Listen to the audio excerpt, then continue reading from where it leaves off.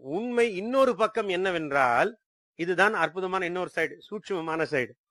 பூமி என்ன சொல்லுதுன்னா, என்கிட்ட 4 இருக்குது, நான் விதைக்கு கொடுத்துட்டேன், மிச்சம் 1த்துக்காக அது நீ வெளியே போய் வாங்கிக்கன்னு சொல்லி இருக்கிறேன்.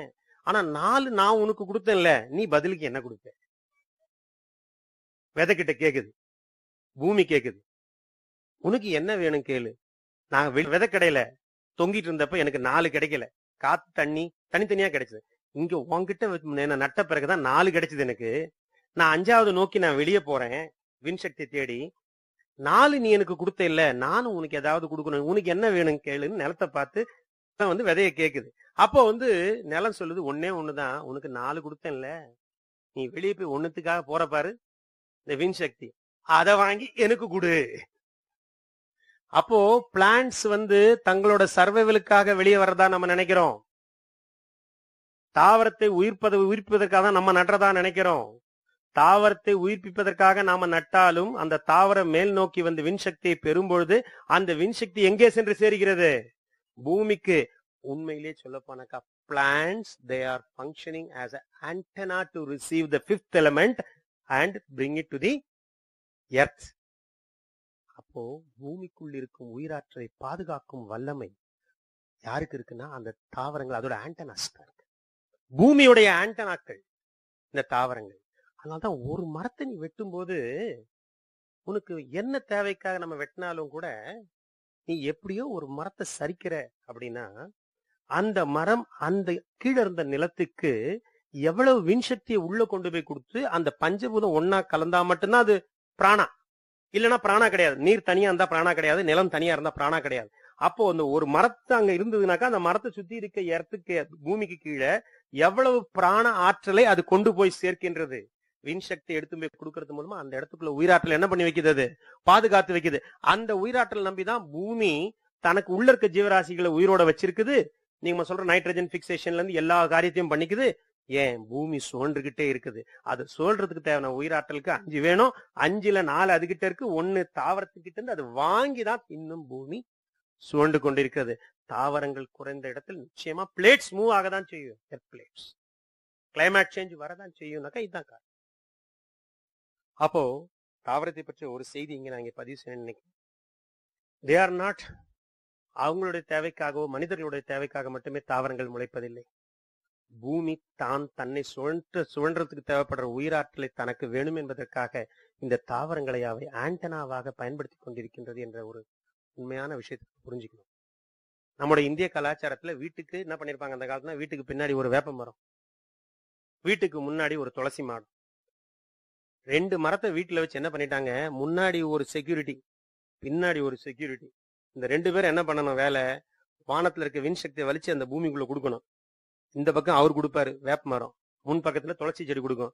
இது 2ம் கொடுத்தா இந்த 2த்துக்கும் இடையில இருக்க நிலப்பரப்புக்கு உள்ள இருக்கக்கூடிய உயிராற்றல் கரெக்டா விண்சக்தி முழுசா கிடைக்கிறதுனால பஞ்சபூத ஆற்றல் அற்புதமா நிலை கொண்டு இருக்கும். அப்ப உயிராற்றல் நிலை கொண்டிருக்கிற அந்த பகுதிக்குள்ளர நானும் என் குடும்பமும் 12 மணி நேரம் தூங்கி எழுகின்றோம். எங்களது உயிராற்றல் அற்புதமா பாதுகாக்கப்பட்டிருக்கு. இதுக்குதான் வீட்டுக்கு ஒரு மரம் வளர்ப்போம் சொன்னது. மரத்தை காப்பாத்துறதுக்கு இல்லங்க, பூமியை காப்பாத்துறதுக்கு, நம்மளை காப்பாத்துறதுக்கு மட்டும் இல்லங்க, பூமியோட உயிராற்றல் சுழற்சியை பாதுகாக்கிறதுக்கு. இல்லன்னா 365 நாள் கேலண்டர் என்னைக்கோ 225 நாளைக்கு போயிருக்கும், இல்லன்னா 400ஆவும் மாறி இருக்கும். தன்னுடைய சுழற்சி பாதையிலிருந்து பூமி விலகி போயிருக்கும் மரங்கள் இல்லைன்னா.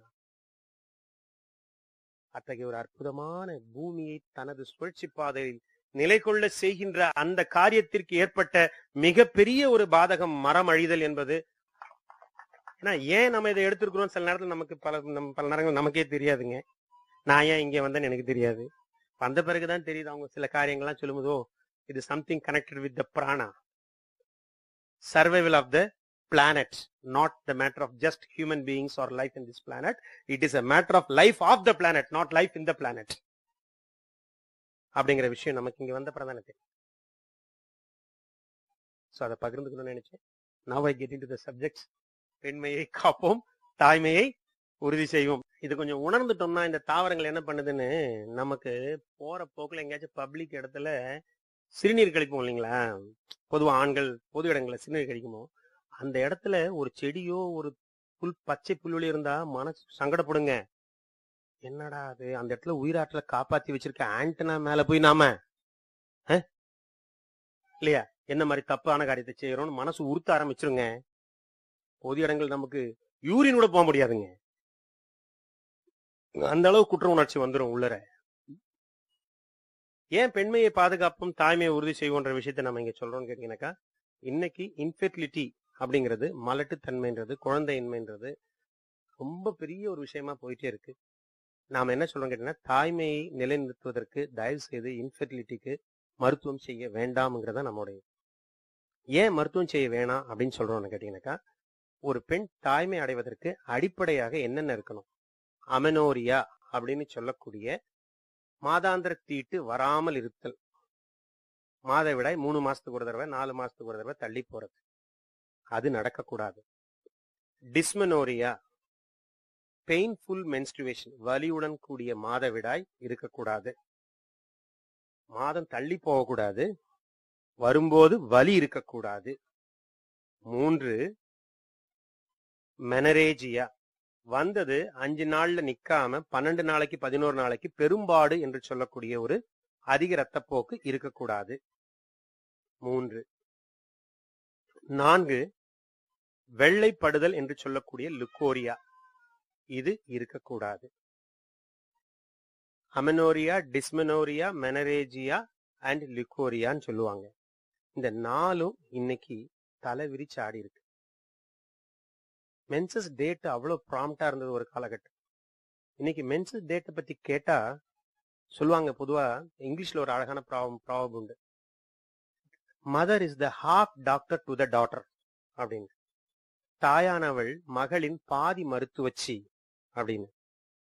ஆனா அந்த அளவுக்கு டேட்டா வச்சிருப்பாங்க அம்மாமார்கள் ஒரு காலகட்டத்துல. பெண்கள் எத்தனை பெண் குழந்தை இருந்தாலும் எந்த நாள்ல அவளுக்கு தீட்டு, எத்தனை நாளைக்கு அவளுக்கு இருக்கும், அவளுக்கு எந்த மாதிரி வலி உபாதைகளை அவள் சுமக்கிறா, எல்லா டீட்டெயிலும் கரெக்டா பின் பாயிண்ட்ல வச்சிருப்பாங்க தாய்மார்கள். இன்னைக்கு இருக்க சூழ்நிலை எப்படின்னாக்கா, அம்மாவும் மகளுமா வந்து உட்காடுறாங்க, யாருங்க பேஷண்ட்டுங்கிறேன், மகளை காமிக்கிறாங்க, மென்சஸ் சரியா வருதா கண்ணுன்னு கேட்டோம்னா உடனே நான் அம்மாவை தான் கேட்பேன், அம்மாவுக்கு தான் நம்ம பாதி மருத்துவ வச்சாச்சே, அதனால நம்மள மகளுக்கு கரெக்டா வருதாமான்னு கேட்டாக்கா, வருதாடி, ஒயிட் டிஸ்சார்ஜ் இருக்காமா மகளுக்கு, படுது இல்ல,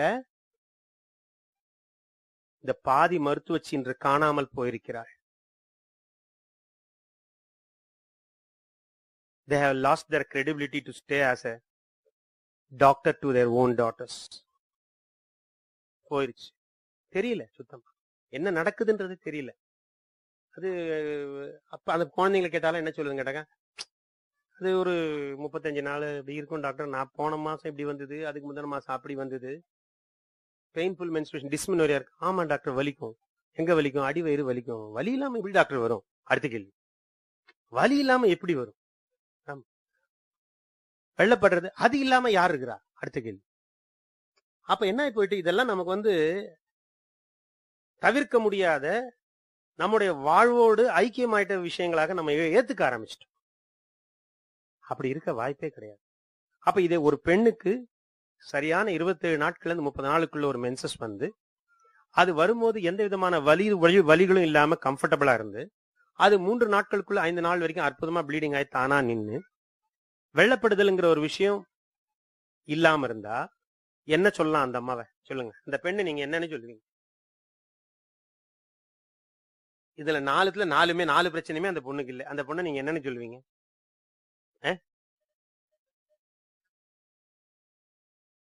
அவளைதான் நம்ம பெண்ணுன்னே சொல்ல முடியும். நான் யாரும் தப்பா சொல்லல. பெண்மை முழுமை பெற வேண்டும், பூரணத்துவம் இருக்க வேண்டும். நான் எவ்வளவு பெண்ணாக இருக்கின்றேன் என்பது ஒரு கேள்வி. How much womanhood I have அப்படிங்கிறது ஒரு கொஸ்டின் சார். நான் எவ்வளவு பெண், நான் பெண்ணு நம்ம ட்ரெஸ் போட்டுலாம் சொல்லிக்க முடியாது. நான் எவ்வளவு பெண்ணாக இருக்கின்றேன், எத்தனை சதவிகிதம் நான் பெண்ணாக இருக்கின்றேன். அப்ப இந்த கேள்விக்கெல்லாம் பதில் சொல்ல ஆரம்பிக்கும் போது பர்சன்டேஜ் என்ன ஆயிரும்? குறைஞ்சிட்டே. நான் மொத்தத்துல ஒரு 40% பெண்ணா இருக்கிறேன் சார் அப்படின்னாக்கா, ஒரு 40% பெண் தாயாகுவதற்கான தகுதியை இழக்கிறாள். நமக்கு இன்னைக்கு மருத்துவத்துக்கு போறப்ப நான் அம்மா ஆக முடியல, இது ஒரே ஒரு பாயிண்ட் தான் சொல்லுவோம். நான் பெண்ணாவே இல்லைன்ற விஷயத்தை யாரும் இங்க என்ன பண்றது இல்ல, சொல்றது இல்ல. இது ஒரு 40% பெண்ணு, அவரு ஒரு 40% ஆணு.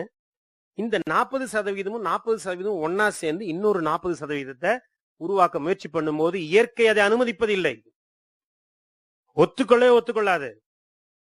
ஏனென்றால் நீங்க ஹிந்துவா இருந்தாலும் கிறிஸ்டினா இருந்தாலும் முஸ்லீமா இருந்தாலும் எல்லா தியாலஜியுமே சொல்லுது, நாம குழந்தையை பெற்றுக்கிறது இல்ல, ஆன்மாக்கள் பெற்றோரை தேர்ந்தெடுக்கின்றது. இந்த விந்து வழியா போய் அந்த சினை முட்டையில இணைந்து அந்த கருப்பைக்குள் 10 மாதம் தங்கி நான் வெளியே வந்தால் இந்த புவிக்கு எந்த காரியத்துக்காக வந்தேனோ அந்த வேலையை நான் சக்சஸ்ஃபுல்லா முடிப்பனா மாட்டனா, அதுக்கு தகுதியா இந்த விந்துவும் அந்த சினை முட்டையும் இருக்கின்றதா என்பதை அந்த ஆன்மா தேர்ந்தெடுத்துதான் உள்ளே வருகிறது. அதனால்தான் சொல்றோம் 12 வயசு வரைக்கும் நமக்கு எந்த உரிமையும் கிடையாது.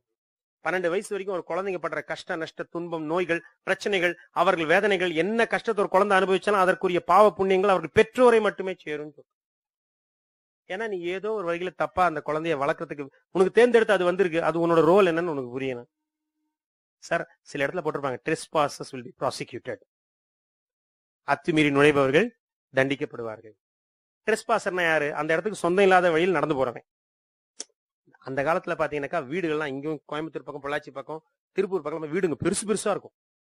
இந்த ஒரு கதவு வழியா நுழைஞ்சோம்னா அடுத்த தெருவுல போயிடலாம். சப்போஸ் நம்மளோட வீடு அடுத்த தெருவுல இருந்து சுத்தி போனா ஒரு 2 கிலோமீட்டர் போக வேண்டியிருக்கும் அப்படின்னாக்கா அந்த வீட்டுக்காரர்கிட்ட கேட்கிறோம், ஐயா கொஞ்சம் ஒரு அவசரத்துக்கு போறேன், 2 கிலோமீட்டர் சுத்தி போக வேண்டியிருக்கும், உங்க வீட்டுக்கு வழியா என்ன பயணிக்கிறதுக்கு நீங்க சம்மதிச்சீங்கன்னா நான் என்ன பண்ணுவேன், 10 நிமிஷத்துல என்ன பண்ண முடியும், அந்த பக்கம் போயிட முடியும், நீங்க சம்மதம் கொடுத்தா நான் உங்க வீட்டுக்குள்ள பூந்து போய்கிட்டுமா அப்படின்னு கேட்டு ஒருத்தர் நுழைறாருனாக்கா அப்படி நுழைற அவருக்கும் அந்த வீட்டுல வாழக்கூடிய மக்களுக்கும் எத்தகைய ஒரு பாண்டேஜ் இருக்கும்னு நினைக்கிறீங்க? அவர் ட்ரெஸ்பாசருங்க, இந்த வழியா நுழைஞ்சு அந்த வழியா போறதுக்காக வந்திருக்காரு. அப்ப எவ்வளவு ஸ்ட்ராங்கா இருக்கும் அந்த உறவு, எப்படி இருக்கணும்? வாங்க ஐயா வாங்க. ஆனா வீட்டுக்குள்ள நுழைஞ்சவருக்கு பாருங்க பின்வாசல் கதவு எங்க இருக்குன்னு தெரியாது. இப்ப யார் வழிகாட்டணும்? அந்த வீட்டுக்காரங்க தான் வழிகாட்டணும். அந்த வீட்டுக்காரருக்கும் ட்ரெஸ்பாசரா உள்ள நுழைஞ்சவருக்கு இருக்கிற உறவு தாங்க நமக்கு நம்ம பிள்ளைங்களுக்கு இருக்க உறவு. அதுக்கு மேல அங்க போய் எதையும் நம்ம திணிச்சிடக்கூடாது. 12 வயசுக்குள்ள அந்த கதவை அவன் கடக்கணும். இததான் பிராமணர்கள் 12 வயசுல பூநூல் போட்ட. அதையும் என்ன சொன்னாங்க, அது பெண்ணுக்கு என்ன பண்ணுவாங்க, பூ படைஞ்சிருவா, முடிஞ்சு போச்சு, உனக்கு எனக்கு இருக்கிற பந்தம் முடிஞ்சு போச்சு, இனிமே உன் வாழ்க்கையில் நடக்கிற நல்லது கெட்டது எல்லாத்துக்கும் யார் பொறுப்பு? நீதான் பொறுப்பு. இது வரைக்கும் நடந்ததுக்கு நான் பொறுப்பு. ஏன்னா கேட் உன்னை வழிகாட்டி கூட்டு போற வேலை எங்கிட்ட கொடுத்தாங்கல்ல, நான் பத்திரமா கூட்டு போய் அங்க விட்டுருக்கணும். நான் என்ன பண்ணுவேன், சார் எங்க வீட்டுல ஒரு டிவி புது டிவி வாங்கி பார்த்து போங்களேன், எங்க வீட்டு அம்மா சூப்பரா சமைப்பாங்க, இன்னைக்கு இருந்து சாப்பிட்டு போலாமே சார், எங்க பெட்ரூம்ல ஒரு நாள் தூங்கி பாருங்களேன், அற்புதமா இருக்கும் சார், நீங்க போகவே மாட்டீங்க, அப்புறம் அந்த கதவையே மறந்துடுவீங்க அப்படின்னு. எந்த நோக்கத்துக்காக அந்த ஆன்மா நம்ம கருப்பையை தேர்ந்தெடுத்து வந்ததோ அந்த நோக்கத்தை அடையறதுக்கு உதவுறதுக்கு பதிலாக அந்த நோக்கத்தை அடையறதுக்கு தடையாக பெற்றோர்கள். அப்ப வழிநடத்தி கூட்டு போற அந்த குழந்தை எவ்வளவு ஜாக்கிரதையா நம்ம பார்க்கணும். அப்ப தேர்ந்தெடுக்கிற வகையில் அந்த குழந்தைங்க நம்மளை தேர்ந்தெடுக்கிறாங்கன்னா எவ்வளவு பெரிய ஆசீர்வாதம் அது. ஒரு ஆன்மா உன்னோட விந்து வழியாக நான் பயணிக்கிறேன் நம்மளை தேர்ந்தெடுத்தா எவ்வளவு பெரிய ஆசீர்வாதம் அது இல்லையா? அப்படி சார் ஒரு புடவை எடுக்கிறதுக்கு போனா கூட 10 கடை ஏறி இறங்குறமா இல்லையா? ஒரு நகை வாங்கினா 10 கடை ஏறி இறங்குறமா இல்லையா? மெட்டீரியலிஸ்டிக் லைஃப்ல இந்த நகைக்கும் புடைக்குமே 10 கடை நீ தேர்ந்தெடுப்ப அப்படின்னாக்கா 60-70 வருஷம் வாழ போற வாழ்க்கையில இந்த ஆன்மா கரை தருவதற்கு உன்னை தேர்ந்தெடுக்கணும்னா எவ்வளவு குவாலிட்டிஸ் உங்ககிட்ட எதிர்பார்க்கும். இது வழியா போனா தாங்குமா, இல்ல போய் இறக்கின 15வது வருஷத்துக்குள்ளவே நமக்கு ஆஸ்துமா கொடுத்துருவாங்களா, இல்ல 30 வயசுக்குள்ளவே நமக்கு டயபிட்டிஸ கொடுத்துருவாங்களா இந்த ஸ்பெர்ம் வழியா டிராவல் பண்ணி போனா? இவ்வளவு விஷயத்த செலக்ஷன் கமிட்டியில அதை யோசிச்சுதானே முடிவெடுத்து உள்ள வரும். அந்த செலக்ஷன்ல வச்சு பார்க்கும்போது அமினோரியா, டிஸ்மினோரியா, மெனரேஜியா, மெட்ரரேஜியா, லுக்கோரியா இது போன்ற நோய்கள் மாதவிடாய் கோளாறுகள் உங்ககிட்ட இருக்கும்னாக்கா உன் உயிராற்றல் சிதைந்து இருக்கும் போது எந்த ஆன்மா நம்ம தேர்ந்தெடுக்கிறதுக்கு யோசிக்கும் இல்லையா? இது வழியா உள்ள போனா விளங்குமா, சரிப்பட்டு வாழ முடியுமா, அந்த காரியத்தை முடிக்க முடியுமா? அது வேணான்னு ஒதுங்கி நிக்கும். நான் உள்ள வர மாட்டேன்னு சொல்லு. அப்பதான் நம்மள இன்ஃபெர்டிலிட்டின்ற ஒரு நோயாளியா நம்ம டெக்ளேர் பண்றோம். டாக்டர் கிட்ட போய் நம்ம என்ன கேட்கறோம் தெரியுங்களா? டாக்டர் சொல்றாரு, அதெல்லாம் யாருக்கு இல்ல இன்னைக்கு, நீங்க எப்படி அம்மா ஆகணும், அது நாங்க பொறுப்பு, நாங்க இருக்கிறோம். எவ்வளவு பெண்மை குறைபாடு உன்னிடம் இருந்தாலும், எவ்வளவு ஆண்மை குறைபாடு உன்னிடம் இருந்தாலும், உன்னை தாய் தந்தையராக மாற்றுவது எங்கள் வேலை என்று மருத்துவம் கங்கணம் கட்டி நிற்கிறது. அப்பொழுது 40% பெண்ணையும் 40% ஆணையும் வச்சு ஒரு 40% ஆரோக்கியம் உள்ள ஒரு குழந்தை இந்த பூமி கொண்டு வந்தா, பிறந்தப்பவே நியோநேட்டல் கேர், வளரும் போது பீடியாட்ரிக் கேர், காலத்துக்கும் அந்த குழந்தை ஆஸ்பத்திரி கையுமா அலைய வேண்டியிருக்கு. இந்த கோயிலுக்கு நேர்ந்து விட்டா மாதிரி ஆஸ்பத்திரிக்கு நேர்ந்து விட்ட குழந்தை மாதிரி ஆயிரும் பிறந்ததுல இருந்தே. அப்ப நான் எங்கிட்ட வரக்கூடிய எல்லா பெண்களுக்கும் நான் சொல்வேன், நீ அம்மா ஆகணும்னு தயவு செய்து முதல்ல அதை யோசிக்காத. நான் பெண்மை வாழ்க்கையோட தத்துவமே இதுதான். சில காரியங்கள் நாம் செய்ய வேண்டும், தானாக நடக்காது. சில காரியங்கள் தானாகத்தான் நிகழும், நாம் அதை செய்ய முனையக்கூடாது. இந்த டுவாலிட்டி பிரின்சிபல் நிச்சயமா இருக்கும். எதை நாம் செய்ய வேண்டும், எது தானாக நிகழ வேண்டும் என்பதில் குழப்பம் இருக்கக்கூடாது. நாம செய்ய வேண்டியதை தானா நடக்குன்னு எதிர்பார்த்தாலும் சொதப்பிடும். தானா நடக்க வேண்டியதுக்குள்ள உள்ள இறங்கி நாம வேலை பார்த்தாலும் சொதப்பிடும். இந்த பெண்மை தாய்மை என்ற விஷயத்துக்குள்ள பெண்மையை பூரணத்துவம் அடைய செய்வது நாம் செய்ய வேண்டிய காரியம். தாய்மை தானாய் நிகழ வேண்டிய காரியம். திருமணமாகி கணவர் இருந்தார், இந்த தானா நிகழ வேண்டிய காரியத்தை தான் நாம பார்க்க ட்ரை பண்ணிட்டு இருக்கோம். நாம நிலைநிறுத்த வேண்டிய காரியத்தை நாம என்ன பண்றது இல்ல, கவலைப்படுறது இல்ல. அப்ப என்ன மாதிரியான தவறுகளை நாம இங்க செய்ய வாய்ப்பு இருக்கு? எந்த வகையான செல், அது கர்ப்பப்பையின் செல்லாக இருந்தாலும் சினைப்பையின் செல்லாக இருந்தாலும், இல்ல இந்த கர்ப்பப்பை சினைப்பை இது ரெண்டு தாங்க ஒரு ஸ்கேன் பண்ணி பார்க்க போறது. ஃபெலோப்பியன் டியூப்ல பிளாக் இருக்கா, சினை முட்டை உருவாகிற மாதிரி சினைப்பை இருக்குதா, அது 10 மாசம் வச்சு தாங்குற அளவுக்கு உங்க கர்ப்பப்பை இருக்குதா, ஒரு அப்டமன் ஸ்கேன் அது சொல்லிரும்.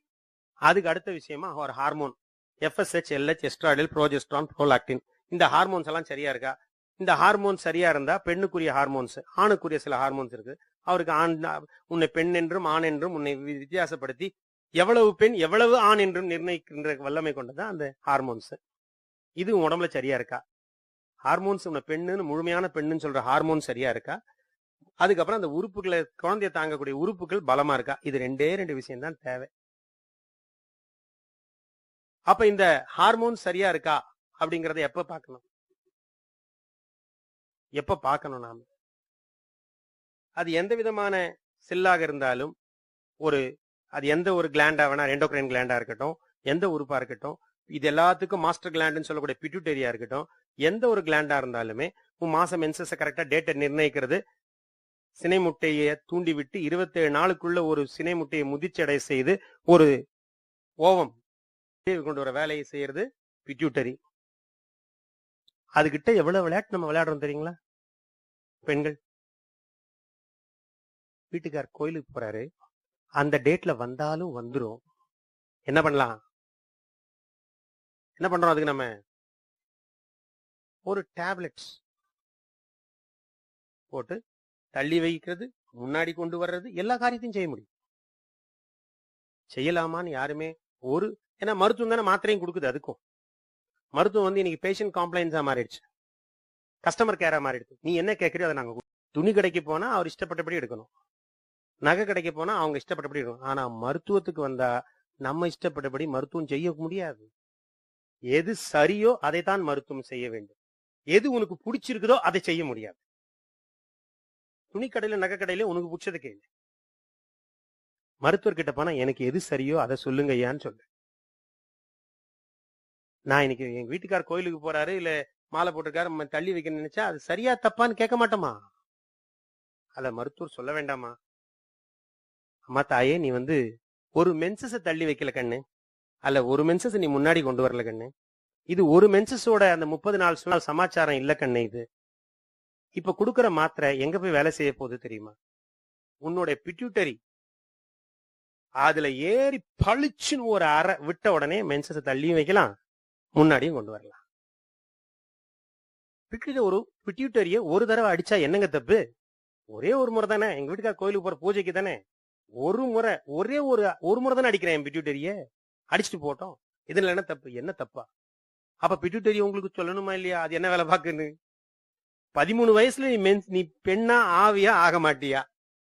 பியூபர்ட்டி என்று சொல்லக்கூடிய அந்த பூப்படைதல் என்பது உன்னது வயசு எந்த வயசுல உன் நிகழப் போகுது அப்படிங்கறத நிர்ணயிச்சு 13 வயசுல உன்னை பெண்ணாக்கி இந்த உலகத்துக்கு காமிச்சது அந்த பிட்யூட்டரி. அந்த முதல் முறையா பெண்ணானதுக்கு அப்புறம் மாதம் 27 நாள்ல உனக்கு ஒரு மிக அற்புதமான ஒரு சினை முட்டையை வெளியே விட்டு மாதவிடாயை உனக்கு கொண்டு வந்து கொடுத்தது பிட்யூட்டரி. திருமணமான பிறகு தாம்பத்தியம் என்ற விஷயத்துல ரொம்ப அற்புதமாகவும் எளிமையாகவும் அன்னைக்கு 12 குழந்தை பெற்றாங்களே, அந்த அளவுக்கு உன்னுடைய தாம்பத்திய வாழ்க்கையை நிர்ணயிப்பது அந்த பிட்யூட்டரி.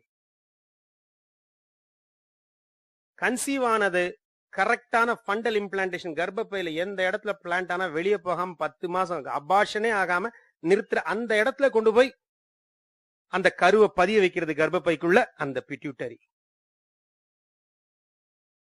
அப்படி வந்தது 3வது மாசத்துல 5வது மாசத்துல வெளியே போயிடாத வண்ணம் 10 மாசம் வரைக்கும் பத்திரமா அதை பாதுகாத்து நிலைநிறுத்துறது அந்த பிட்யூட்டரி.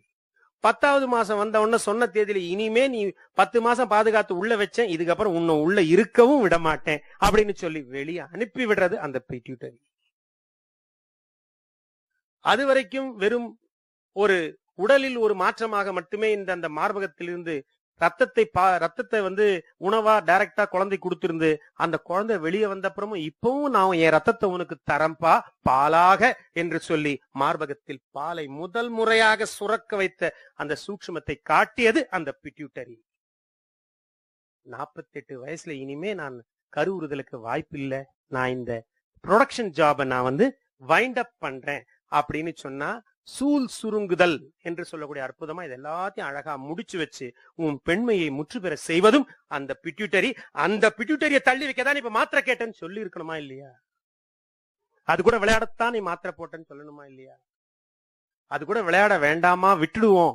வீட்டுக்கார் வருஷம் கோயிலுக்கு போறாரு, ஒரு வருஷம் நாம இல்லைன்னா அடுத்த வருஷம் பாத்துக்கலாம், விடு, மிச்சத்தை ஐயப்பன் பாத்துப்பான்,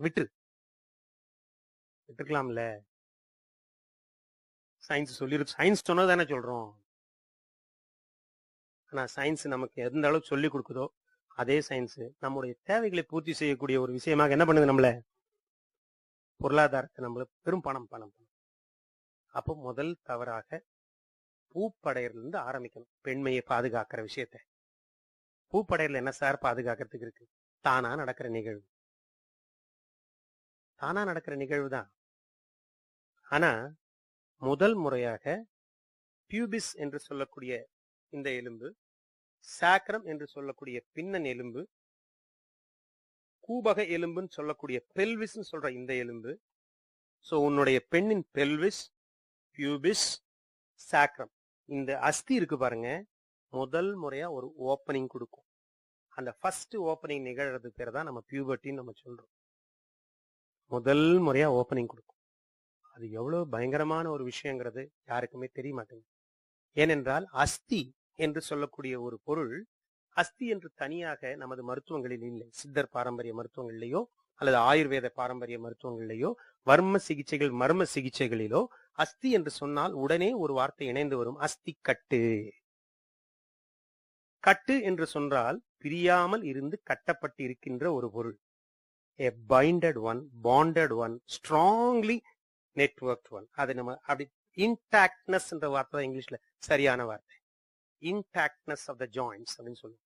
அந்த அஸ்தி கட்டு என்ன ஆகக்கூடாது, விலகக்கூடாது. விலகுச்சுன்னா என்ன ஆகுன்னு கேட்டாக்கா, எந்த பஞ்சபூத கட்டை கஷ்டப்பட்டு காப்பாத்தி இந்த உயிராற்றலை வச்சு நீங்க இந்த உடம்பை இயக்கிட்டு இருக்கீங்களோ, இது விலகின உடனேயே ஐயோ இந்த இடத்துல அஸ்தி கட்டே விலகுதே அப்படின்னு சொல்லி அந்த கட்டை இணைச்சு வைக்கிறதுக்கு நடுவுல மிகப்பெரிய ஒரு உயிராற்றல் உள்ள போய் பதுங்கிடும். பிக்ஸட் டெபாசிட் ஆயிரும், வெளியே வராது. அவ்வளவுதான். நீ அந்த அஸ்தி இணைக்கிற வரைக்கும் அது வெளியே வராது. அப்போ உங்களுக்கு ஒரு 1000 ரூபாய் கேலரி, 1000 ரூபாய் அளவுக்கு உங்க உடம்புல எனர்ஜி இருக்கு அப்படின்னா அதுல ஒரு 10 ஜாயிண்ட் நீங்க கழட்டி விட்டுருந்தீங்கன்னு வச்சுங்களேன், ஒவ்வொரு ஜாயிண்ட்டுக்குள்ளயும் 50 ரூபா அளவுக்கு உள்ள போய் ஜாயிண்ட்ல முடங்கிடும். அப்ப மொத்தத்துல எவ்வளவு இருக்கு கையில? 50 × 10 500 கேலரிஸ் ஆஃப் எனர்ஜி போய் லாக் ஆயிடும். மிச்சம் 500 கேலரி எனர்ஜியை வச்சுக்கிட்டு நீ வாழ்நாளை நடத்தணும்னு நினைக்கிறப்பதான் எப்ப தொட்டாலும் நாளைக்கு பாத்துக்கலாமா, நான் கண்டிப்பா வரணுமா, எந்திரிடா, இன்னொரு 10 நிமிஷம் கழிச்சு எந்திரிச்சுக்கிறம்மா, எந்திரிக்கவே முடியாது. எப்பவுமே படுத்துட்டு இருக்கணும் தோணும். அப்ப அந்த அஸ்தி என்பதற்கும் உனது உயிராற்றல் என்பதற்குமான உறவு அவ்வளவு ஸ்ட்ராங்கா இருக்கு. அந்த கட்டு உடையாம இருக்கிற வரைக்கும் உன்னுடைய உணவால் உன்னுடைய வாழ்க்கை முறையை கொண்டு நீ ஏற்படுத்துகின்ற அந்த உயிராற்றல் உனது வேலைகளுக்காக மட்டுமே முழுசா பயன்படும். ஆனா கட்டு விலகுச்சுன்னா அதுல பாதி உள்ள போய் லாக் ஆயிரும். நீ சாப்பிட்டு கஷ்டப்பட்டு கொடுத்து கொண்டு வந்த அந்த உயிராற்றல் உனக்கு அவைலபிளா இருக்காது. நல்லாதான் சாப்பிடுறாப்புல, ஆனா ஒன்னும் செய்ய முடியலங்கிற. இப்ப உயிராற்றல் குறைஞ்சு போச்சு, வேலை செய்ய முடியல. கல்யாணம் பண்ணி கொடுத்தா என்ன ஆகும்? ஒரு பெரிய குடும்பத்துல வாக்கப்பட முடியுமா? முடியாது. அப்பாவும் அம்மாவும் புரோக்கர்ட்ட சொல்லும் போதே சொல்றாங்க, இந்த நாத்தனார் மாமனார் மச்சினர் இந்த பிக்கல் புடுங்கல்லாம் இல்லாத குடும்பமா பாருங்க, என் பொண்ணு எல்லாம் முடியாது. கூட்டு குடும்ப தத்துவத்தை நம்மளே என்ன பண்றோம்? உடைக்கிறோம். கூட்டு குடும்பங்கள் உடைவதற்கு காரணம் மாமியார் கெட்டவள் மருமகள் கெட்டவள் என்பதல்ல, ஆரோக்கிய பற்றாக்குறையால் தான் கூட்டு குடும்பங்கள் உடைந்தது என்பதை புரிஞ்சுக்கணும். முடியல, அவன் என்ன பண்ணுவா? அப்ப அவன் செய்ய முடியல. அம்மா வீட்டுல இருக்க அம்மாவே எல்லாம் பாத்துருச்சு. இப்ப என்ன பண்ண முடியும்? அங்க போனா அந்த அம்மா என்ன பண்ணிருக்கான்? 50 வருஷம் நான் உழைச்சிருக்கேன், ஏதோ கொஞ்சம் உதவியா இருக்குன்னு தான் என் பிள்ளை கல்யாணம் பண்ணேன். 2 பேரும் வேலைக்கு போறவங்களா இருப்பாங்க. உடனே அந்த அம்மா சொல்லும், டேய் நைட்டு வரத்துக்குள்ள நான் சமைச்சு வச்சிடறேன்டா, காலையில பிரேக்பாஸ்டுக்கு மட்டும் கொஞ்சம் எந்திரிச்சு அவளை கொஞ்சம் சமைக்க சொல்லுடா அப்படின்னு சொல்லி அந்த பையனும் போய் சொல்லிட்டான்னு வச்சுக்கோங்க. ஆபீஸ்க்கு போய் இறங்கினோடனே முதல்ல போன் எடுத்து அவங்க அம்மாக்கு போனை போட்டு, அம்மா என்ன சமைக்க சொல்லிட்டாங்கம்மா. அங்க இருந்து ஆரம்பிச்சிடும் பிரச்சனைங்க. ஏன் இந்த பிள்ளையால சமைக்க முடியல? மாமியார் மேல வெறுப்பா? கிடையாது. அன்பு இல்லையா? அதெல்லாம் கிடையாது. அன்பு இல்லாம இருக்கிறது. உடல் ஒத்துழைக்க முடியல. அந்த அம்மாக்கும் உடம்பு ஒத்துழைக்கல, அவருக்கு அந்த பெண்ணுக்கும் உடம்பு. எவ்வளவு நாள் பார்ப்பாங்க? கொஞ்சம் கொஞ்சமா உறவுகள். 3 பையனு கல்யாணம் பண்ணி 3 மருமக இருப்பாங்க. கல்யாணம் ஆகாத ஒரு பையன் மச்சினர் வீட்டுல இருப்பாரு. ஆனா எல்லாம் தனி குடுத்தமா இருப்போம். ஒரு 4 கிழமை மட்டும் ஒன்னா சேருவாங்க பொங்கல் தீபாவளிக்கு. அந்த அம்மா சொல்லுண்டே எல்லாரையும் வர சொல்லிட்டு இல்ல அப்படின்னு. ஆமா அண்ணங்க 3 பேரும் வந்துருவாங்கம்மா, குடும்பத்தோட வந்துருவாங்க. ஏன் அந்த கடைசி அண்ணி இருக்கால, அவளை மட்டும் 2 நாள் முன்னாடியே வர சொல்றோம். எல்லா வேலையும் கொஞ்சம் பார்க்கணும், வேலை பார்க்கணும். இப்போ தீபாவளிக்கு அதிர்ஷ்டத்துக்கு வைப்பாங்க, மாவு வைப்பாங்க, நிறைய வேலை இருக்கு. அவளை மட்டும் 2 நாளைக்கு முன்னாடி வர சொல்லு. உடனே அந்த மச்சனை கேட்கிறான், அம்மா 3வது நீயா சொல்ற? ஆமா. அவளுக்கு உனக்கு தான் 7ஆம் பொருத்தமாச்சே.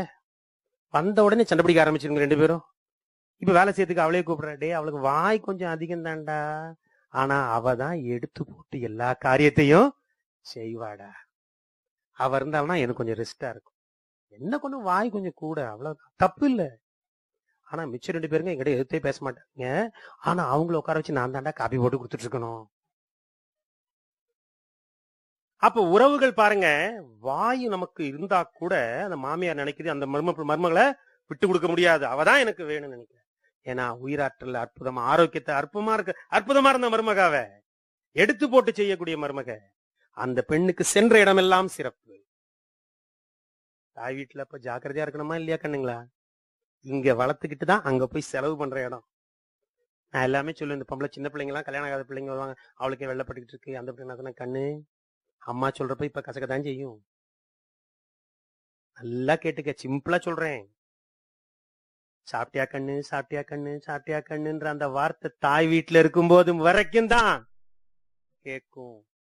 அப்படி மாறி அந்த பக்கம் போயிட்டோம்னா அந்த வார்த்தையை கேட்க முடியாது.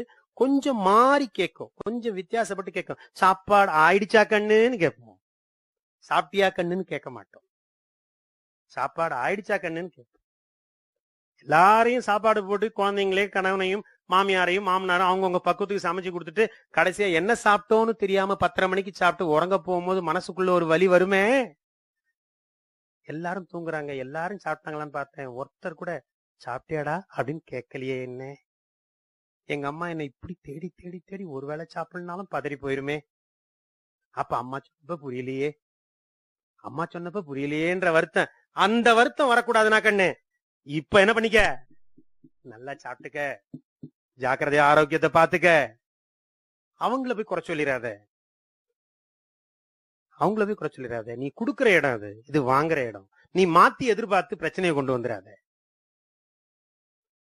நீ கொடுத்தாலும் கொடுக்கலனாலும் இங்க கொடுப்பாங்க, அங்க நீ சர்வீஸ கொடுத்தாதான் தப்பு இல்ல, அதுதான் கரெக்ட், அவ்வளவுதான்.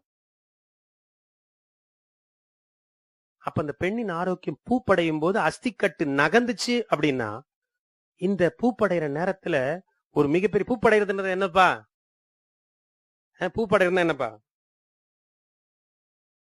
அதை எப்படி புரிஞ்சு வச்சிருக்கோன்னு தெரிஞ்சதுக்கா கேட்கிறேன்.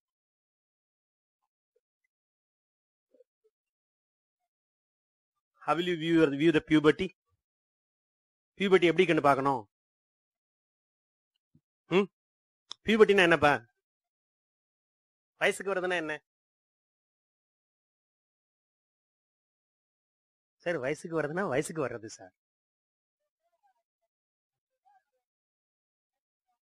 அவ்வளவுதானுங்க. ஆனா வயசுக்கு வந்த பெண்ணுக்கு தான் கல்யாணம் பண்ணி வைக்க முடியும். அப்போ படைப்பில் பொதுவாக இருக்கின்றார்கள் ஆணும் பெண்ணும். இறைவனது படைப்பில் 2 பேரும் பொதுதான். ஆனா பெண்ணு மட்டும்தான் அந்த ஏஜ் அட்டன் பண்ணும்போது ஒரு விஷயத்தை இந்த உலகத்துக்கு சொல்றா. ஆணை பார்த்து மத்தவங்களை பார்த்து என்ன சொல்றான்னா, இதுவரை நான் படைப்பாக இருந்தேன், இனி படைப்பாளியாகவும் நான் இருப்பேன். I can follow the role of the creator. So far I am a creation. I can play a role of the creator now. வரா பாருங்க. பெண் மட்டும்தான் 2 ரோலையும் பிளே பண்ணக்கூடியவர். படைப்பாகவும் இருப்பாள், படைப்பாளியாகவும் இருப்பாள். நான் படைப்பாளியாகும் தகுதியை அடைந்து விட்டேன் என்று இந்த உலகத்துக்கு சொல்லக்கூடிய அந்த நல்ல நாள் தான் பூப்படைதல் ஒரு விஷயம். அப்ப எத்தகைய படைப்பாளின்னு எல்லாரும் உன்னை பார்ப்பாங்க. Oh, you are a creator now. Manufacturing unit பக்காவா இருக்கு. ப்ரொடக்ஷன் எப்படி இருக்கும்? ப்ராடக்ட் எப்படி இருக்கும்? உன்னை எங்க வீட்டு பிள்ளைக்கு எடுத்தா ப்ராடக்ட் எப்படிப்பட்ட ப்ராடக்ட்டை கொடுப்ப நீ அப்படின்னு கேட்டாக்கா, மேனுஃபேக்சரிங் யூனிட் எவ்வளவு பர்ஃபெக்டா இருக்கோ அதை பொறுத்து ப்ராடக்டோட குவாலிட்டி இருக்கும். அவ்வளவுதான். யூனிட் எவ்வளவு பக்காவா இருக்கோ அதை பொறுத்து ப்ராடக்டோட குவாலிட்டி இருக்கும். ஓ, அப்ப யூனிட் ரெடியா இருக்க. எந்த ஃபார்மேட்ல ரெடி பண்ணிருக்காங்க யூனிட்? யூனிட் எங்க அப்பா அம்மா ரொம்ப ஜாக்கிரதையா ரெடி பண்ணிருக்காங்க. எப்படி ஜாக்கிரதையா ரெடி பண்றது அந்த யூனிட்ட? எந்த அளவுக்கு ஜாக்கிரதை ரெடி பண்றது அது தெரிஞ்சுக்கணும்ல. அதுக்குதான் நம்ம பெரியவங்க அழகான ஒரு முறை கண்டுபிடிச்சாங்க. அந்த மேனுஃபேக்சரிங் யூனிட் எவ்வளவு ஜாக்கிரதையா இருக்க போகுது. மாசம் மாசம் வருமா? கன்சீவ் கல்யாணம் பண்ணா உடனே கன்சீவ் ஆகுமா? அபாஷன் ஆகாம 10 மாசம் நிக்குமா? சிசேரியன் இல்லாம குழந்தை பிறக்குமா? இது எல்லாத்தையும் நிர்ணயிக்கிறது எங்கன்னா அந்த பியூபர்ட்டில அந்த மேனுஃபேக்சரிங் யூனிட் அப்ப எப்படி பிக்ஸ் பண்றோங்கிறது தான். அங்க கொண்டு வரணும் சரியான பக்குவத்தை. எப்படி கொண்டு வர்றது? என்ன பண்ணலாம்? என்ன தப்பு செஞ்சிடக்கூடாது இந்த நேரத்துல? ஒன்னே ஒண்ணுதான். இந்த நான் சொன்ன இந்த பியூபிஸ், சாக்ரம், பெல்விஸ், இந்த 4 எலும்பும் விலகும் பாருங்க. அப்ப அந்த உயிராற்றல் கடகடன் போய் லாக் ஆகும் ஜாயிண்ட்டுக்குள்ள. திருப்பி இயற்கை என்ன பண்ணும் கேட்டாக்கா, திருப்பி அதை மீண்டும் கட்டும். அஸ்தியை பழையபடி கட்டு பிரிந்த அந்த அஸ்தி கட்டை மீண்டும் அஸ்தியை கட்டாக கட்டும். அது கட்டும் பொழுது மீண்டும் அந்த உயிராற்றல் சுழற்சிக்கு அற்புதமாயிரும். அது கட்டுறதுக்கு எத்தனை நாள் பிடிக்குங்க? கட்டு பிரிஞ்சது பியூபர்ட்டியில, திருப்பி கட்டுது. திருப்பி கட்டுறதுனால தான் அதுக்கு டைம் எடுத்துக்கிற காலகட்டம் குறைந்தபட்சம் 11 to 14 நாட்கள் இருக்கும். ஒரு பொண்ணு ஏஜ் அட்டன் பண்ணி அந்த கட்டு பிரிஞ்சுது அப்படின்னா, பிரிஞ்ச கட்டுனால உயிராற்றல் செதஞ்சிருக்கும். செதஞ்ச உயிராற்றல் மீண்டும் அந்த 5 எலிமெண்ட் அங்க கம்போசிஷன் கரெக்டா வரணும். பஞ்சபூத கட்டு வந்தாதான் அவளோட உயிராற்றல் நிற்கும். உயிராற்றல் நின்னாதான் இன்னொரு உயிரை படைக்கும் வல்லமை அவளுக்கு வரும். அந்த உயிராற்றல் படைக்கும் வல்லமை வேண்டும் என்றால் உயிராற்றல் வேண்டும். உயிராற்றல் நிலை கொள்ள வேண்டுமானால் அஸ்தி கட்டு பிரிந்திருக்கிறது மீண்டும் கட்டப்படும் வரை ஜாக்கிரதையாக இருக்கணும். அந்த 12 நாள் எப்படி ஜாக்கிரதையா இருக்கணும்? எலும்பு பிராக்சர் ஆயிட்டா அதிகபட்ச மருத்துவம் எந்த மருத்துவம் செய்யலாம் முதல்ல செஞ்சாகிற விஷயம் கேட்டாக்கா 2 மூங்கில் பத்தையை போட்டு கட்டிடுவோம். ஏன்? மருத்துவம் சொல்லுது, அசைவு இல்லாமல் இருந்தால் எலும்புகள் தானாக கூடிவிடும். அதுக்குதான் சொன்னோம், 12 நாளைக்கு தாய் மாமனை வச்சு ஓலை கட்டி அசையாம அது உள்ள அமைதியா உட்காருக்கன்னு உன் இடத்துக்கு எல்லாம் வரும். ரெஸ்ட் எடுக்கிறதுக்காக சொன்னாங்கன்னாக்கா வீட்டு பெட்ல படுத்து ரெஸ்ட் எடுத்துக்கலாம்ல. வீட்டுல இருந்தா வேலைக்கு போவோம், வீட்டுல இருந்தா ரெஸ்ட் தான். ஸ்கூல் லீவ் போட்டு வீட்டுல இருந்தா ரெஸ்ட் தான். அந்த ரெஸ்ட் நாங்க சொல்லல. அந்த ரிலாக்ஸேஷன் நம்ம பெரியவங்க நமக்கு சொல்லல. பாதிக்கப்பட்டது அஸ்திக்கட்டு, மீண்டும் அந்த கட்டு கட்டப்படும் வரை அஸ்திக்கட்டு அசையாமல் இருக்க வேண்டும். பாடியில மூவ்மெண்ட்ஸ் இருக்காம பார்க்கணும் தான். ஓலை கட்டுறதுன்னா சிம்பிளா இந்த உயரத்துக்கு மேல கட்ட முடியாது. அது உள்ள உன்ன 12 நாளைக்கு என்ன சார் அப்படியே எங்க நாங்க ஆணி அடிச்ச மாதிரி ஒரு இடத்துல உட்கார்ந்து இருக்கணுமா? என்ன பண்றதுமா? படைப்பாளின்ற ஒரு மிகப்பெரிய ஒரு ஸ்தானத்தை பெற போறியே. காலம் உன்ன மலடு என்றும் இன்ஃபெர்டிலிட்டி கிளினிக் முன்னாடி நிறுத்தாம பார்க்கணும்னு நினைக்கிறமே. இந்த 12 நாள் சரியா இருந்தீங்கன்னா போதுமே. மிச்சம் இருக்க 100 வருஷம் அற்புதமா வாழலாமே. அப்ப அந்த 12 நாளைக்கு உன்னை எப்படி நிலைநிறுத்த சார்? அஸ்தி கட்டு பிரியாம கட்ட வைக்கிறது ரொம்ப முக்கியம் அப்படின்னாக்கா அது யாருக்கெல்லாம் முக்கியம்? பெண்ணுக்கு முக்கியம். ஏனென்றால் படைக்கும் தொழிலை செய்ய ஆரம்பிக்க போகிறாள். வேற யாரெல்லாம் பண்றாங்க அந்த வேலையை? வேற யாராச்சும் பண்றோமா? யாராச்சும் பண்றோமா? ஒரே ஒருத்தர் மட்டும் தான் பண்ணுவாங்க. ரிஷிகளும் முனிவரும் இறைவனை அடைய வேண்டும், இறையாற்றலோடு உயிராற்றலை இணைக்க வேண்டும் என்று நினைப்பவர்கள் எல்லாம் முதலில் செய்த காரியம் தியானம் அல்ல. தியானத்திற்கு முன்னால் ஆசனம், அமர்தல், அசைவில்லாமல் இருத்தல். கண்களை மூடி ஒரு இடத்துல அசைவில்லாம இருந்த பிறகுதான் மனசு ஒருநிலைப்படும், உயிராற்றல் ஒருங்கிணைக்கப்படும். அந்த உயிராற்றலும் இறையாற்றலோட தொடர்பில் மிக அற்புதமாக வரும். அப்போது உயிராற்றல் எந்த குறை இருந்தாலும் அந்த இறையாற்றல் தொடர்பு இருக்கிறதால அதுல இருந்து தப்பு எல்லாத்தையும் அதுவே என்ன பண்ணிடும்? கரெக்ட் பண்ணிடும். அதுக்கு நீ அசையாம பார்க்கணும்னு இறைவனை அடைய நினைக்கிற ஒரு சன்னியாசி கோலத்தை தான் பூப்படையும் போது ஒரு பெண்ணு உட்காரணும் நம்ம சொல்றோம். தெய்வீக புருஷனுக்கு சமமானவள். சாமானியன் ஒரு ஆண்மகன் செய்ய முடியாததை ஒரு ஆண்மகன் செய்யணும்னா அவன் ரிஷியா மாறணும். ஆனா ஒரு பெண் ஒரு ரிஷி செய்ய வேண்டிய காரியத்தை செய்யணும்னா பூப்படைஞ்சா போதும், அவ்வளவுதான். நீ அப்பவே ரிஷி, அப்பவே நீ விஸ்வாமித்ரை, அப்பவே நீ யோகி. பெருமைப்படுத்துறதுக்காக சொல்ல, உண்மை, சத்தியம், உயிராற்றலின் சூட்சுமம். அதுக்குதான் என்ன பண்ணோம் நாம இன்னைக்கு? டிவில ஆடு கொடுக்குறாங்க. ஒரு பொண்ணு கேம்ஸ் விளையாட போக முடியலன்னா எங்க பேட் யூஸ் பண்ணுங்க, நீங்க தாராளமா விளையாடலாம். முதல் பூப்படைதல்ல ஒரு 12 நாளைக்கு ரெஸ்ட் கொடுக்காத அந்த பெண்ணுக்கு நீ எங்க கொண்டு போய் நிறுத்த போற தெரியுமா? ஒண்ணு கல்யாணத்துக்கு முன்னாடியே ஹாஸ்பிட்டல் கையுமா, கல்யாணத்துக்கு பிறகு குழந்தை இல்லைன்னு நிறுத்த போற. அதுவும் பிறகு 35 இருந்து 45 வயசுக்குள்ள அவ கர்ப்பப்பைய கலட்ட போற. அந்த 12 நாள் ரெஸ்ட் கொடுக்க மாட்டேன், என் பிள்ளைக்கு படிப்பு தான் முக்கியம் நினைச்சதுக்கு. இதை நான் இப்போ பர்வீன் சொல்லுமோ சொன்னாங்க, is a very practical man. சென்னையில என்னோட குழந்தை ரொம்ப டாப் ஸ்கூல்ல ஒரு சின்ன மார்க் குறைஞ்சா கூட உடனே பேரண்ட்ஸ் மீட்டிங் கூட்டுவாங்க.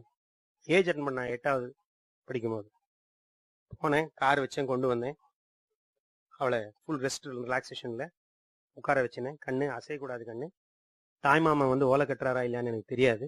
ஆனா நீ அசையாம இருந்தினாக்கா பின்னாடி இந்த உலகத்தையே அசைக்கிற வல்லமை உனக்கு கிடைக்கும் கண்ணு. யார்கிட்டே நீ கையேந்த மாட்ட கண்ணு, உலகத்துக்கு கொடுக்கிறவளா இருப்ப கண்ணு. நீ இந்த 12 நாள் மட்டும் அப்பா பேச்ச கட்டி என்ன பண்ணிக்க. அப்பா குவார்டர்லி எக்ஸாம், வெங்காயம் உன் குவார்டர்லி எக்ஸாம் தூக்கி உடப்புல போடு. வாழ்க்கையில எல்லா ஐஏஎஸ் ஜெயிப்ப, நீ வேண்டியதெல்லாம் ஜெயிப்ப. என்னங்க படிப்பு? நம்ம இதுல கோட்டை விட்டு அந்த பிள்ளைங்களை உயிராற்றல சிதைய விட்ட பிறகு அந்த பிள்ளைங்களை எவ்வளவு மானக்கேடான விஷயங்க. வகுப்பு ஆசிரியர்கள் இருப்பீங்க, அல்லது பள்ளி நடத்தக்கூடியவங்க இருப்பீங்க, தப்பா எடுத்துக்காதீங்க, உண்மையதான் பகிர்ந்துக்கிறோம். நானும் அந்த மாதிரி தொழில் பள்ளிகள் நடத்துறோம், எல்லாமே பண்றோம். 10வது பாடத்தை 9வதுல ஸ்டார்ட் பண்றோமா இல்லையா? ஸ்டார்ட் பண்றோமா இல்லையாப்பா? 10th சிலபஸ் 9th ஸ்டார்ட் பண்றோமா இல்லையா? 12th சிலபஸ் +1 ஸ்டார்ட் பண்றோமா இல்லையா? நான் படிக்கிறப்பெல்லாம் ஒரு கிளாஸ்ல ஃபெயில் ஆயிட்டா அவனை அடுத்த வருஷம் படிக்க வைப்பாங்க. நீ ஒரு வருஷத்துல இந்த சிலபஸை படிக்க லாய்க்கு இல்ல, 2வது வருஷமும் நீ படிச்சாதான் சரியா இருக்குன்னு. இன்னைக்கு எல்லா குழந்தைங்களையும் 2 வருஷம் படிக்க வைக்கிறீங்களே நீங்க. அப்ப எல்லா குழந்தைங்களையும் மொத்தமாவே மக்குன்னு டிக்ளேர் பண்ணிட்டீங்கல்ல. எங்க குழந்தை 1 வருஷத்துல படிச்சு மார்க் எடுக்காதுங்க, ஒரு சிலபஸ் 2 வருஷம் படிச்சாதான் எங்க பிள்ளை மார்க் எடுக்கும்னு சொன்னீங்கன்னா அந்த 2 வருஷம் சிலபஸ்ல சேர்த்து ஆரம்பிச்சு அதுக்கப்புறம் 1008 ஸ்பெஷல் டியூஷன், அது போதா குறைச்சலுக்கு brain activation, left brain activation, இப்ப அண்ணா நகர்ல வந்திருக்கா மிட் பிரெயின் ஆக்டிவேஷன். என்னத்த பண்றாங்கன்னு தெரியல. நல்லா புரிஞ்சுக்கங்க, இந்த நாட்டுல அப்துல் கலாமையும் சர் சி வி ராமனும் இந்த மாதிரி எதுவுமே இல்லாம தான் உருவாக்கப்பட்டார்கள். அவர்களுக்கு இது ஒன்றுமே தெரியாது, ஒன்று மட்டும் தான் தெரியும், உணவும் வாழ்க்கை முறையும் சரியாக இருந்தது. தானா உயிராற்றல் பிரமாதமா நின்னுது உடம்புல. உயிராற்றல் பெருகி நிக்கிற ஒரு பெண்ணுக்கு முன்னாடி ஒரு சிலபஸ் புக்கை கொடுத்தீங்கன்னா, நான் 12 நாள் என் பிள்ளைய நிறுத்தினேன், அவன் சொன்னா we are going to take your child out of the school அப்படின்னா. why? she was absent for the 12 days. so what do you want? you want a medical certificate? எந்த நோய்க்கு வேணும்னு சொல்லி எல்லா நோய்க்கும் கொடுக்குறேன். உனக்கு எத்தனை மெடிக்கல் நான் எல்லாமே கொடுக்குறேன். ஆனா 12 நாளைக்கு அனுப்ப முடியாது. சார் படிப்பு போயிடும். எங்களுக்கு தெரியாது எவ்வளவு போயிடும், என்ன வரும், என்ன கொடுத்துக்கிட்டு இருக்குன்னு எங்களுக்கு தெரியும். நாங்களும் 12 வருஷம் அனுப்புறோம் பிள்ளைய குருகுலம் நினைச்சுதான் உள்ள அனுப்புறோம். வெளியில இருந்து ராமன் வருவான் நாங்களும் பாத்துக்கிட்டே தான் இருக்கோம் 12 வருஷம் கழிச்சு. நீங்க தான் சொல்லிட்டீங்கல்ல, மாரலும் எத்திக்ஸும் தேவையில்லை, மார்க்கு காசும் தான் தேவை. அது தவிர எங்களுக்கு எதுவுமே தேவை. No moral no ethics. அப்புறம் அந்த கல்வி எங்களுக்கு ராமனையோ சீதையோ உருவாக்க முடியாது அப்படின்னா அதுக்காக போயிட்டு இந்த 12 நாள் நாங்க என்ன பண்ண முடியாது? துனியா கல்விக்காக நாங்க என்ன பண்ண முடியாது?